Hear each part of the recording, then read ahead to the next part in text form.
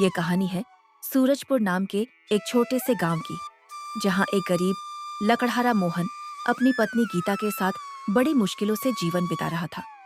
वह दिन रात कड़ी धूप, सर्द हवा और बारिश में मेहनत करता था, लेकिन उसकी कमाई इतनी नहीं होती थी कि वह अपनी पत्नी को 2 वक्त की रोटी भी सुकून से खिला सके।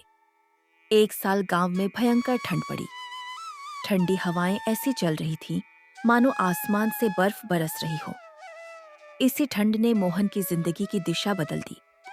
एक दिन उसके मालिक रघुवीर ने उसे बुलाया और कहा, ठंड की वजह से काम बंद पड़ा है, मुनाफा नहीं हो रहा। मैं ज्यादा मजदूर नहीं रख सकता। आज की मजदूरी ले लो और कल से मत आना। मोहन ने बहुत विनती की, पर मालिक नहीं माना। उदास मन से वह घर लौट आया। घर पहुंचते ही उसने आवाज लगाई। गीता ने उसके चेहरे की उदासी देखकर पूछा, मोहन, हमारा काम छूट गया, अब घर कैसे चलेगा? भगवान पर भरोसा रखिए, कोई न कोई रास्ता जरूर निकलेगा। अगले दिन से मोहन काम की तलाश में निकल पड़ा, पर ठंड इतनी ज्यादा थी कि हर जगह काम ठप था। एक दिन वह जंगल गया तो उसे बहुत सारी सूखी लकड़ियां दिखाई दी। उसके मन में विचार आया, क्यों न मैं लकड़ियां बेचने का काम शुरू करूं? ठंड में सबको आग की जरूरत पड़ेगी। वह उत्साह से घर लौटा और गीता को अपनी योजना बताई। अगली सुबह वह लकड़ियां मुंह लेकर बाजार पहुंचा, लेकिन वहां उसका सामना हुआ धनी व्यापारी किशन लाल से, जिसकी पूरे बाजार में लकड़ियों की बड़ी दुकान थी। किशन लाल ने ताना मारा, तू अब मेरा मुकाबला करेगा?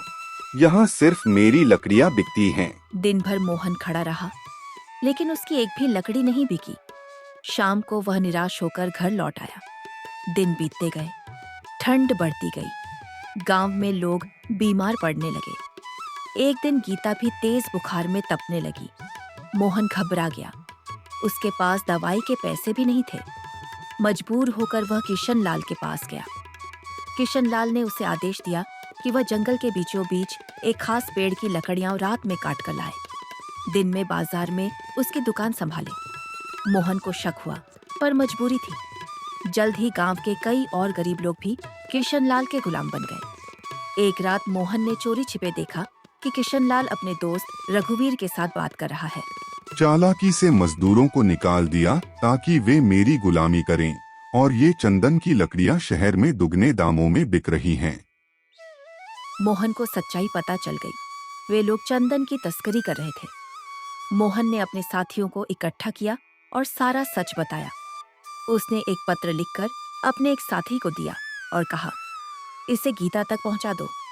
साथी चिट्ठी लेकर गीता के पास पहुंचा। गीता ने सच जानकर पूरे गांव में खबर फैला दी। गांव वालों ने मिलकर कोतवाल को सूचना दी। जल्द ही किशन लाल और रघुवीर पकड़े गए। मोहन आजाद हुआ और भावुक होकर गीता से मिला। मैंने हर पल तुम्हें याद किया, उसने कहा। गीता मुस्कुराई। सच्चा प्रेम और सच्चाई कभी हारते नहीं। इस तरह अन्याय पर न्याय की जीत हुई। गांव के गरीब लोग आजाद हुए और मोहन गीता ने नई शुरुआत की।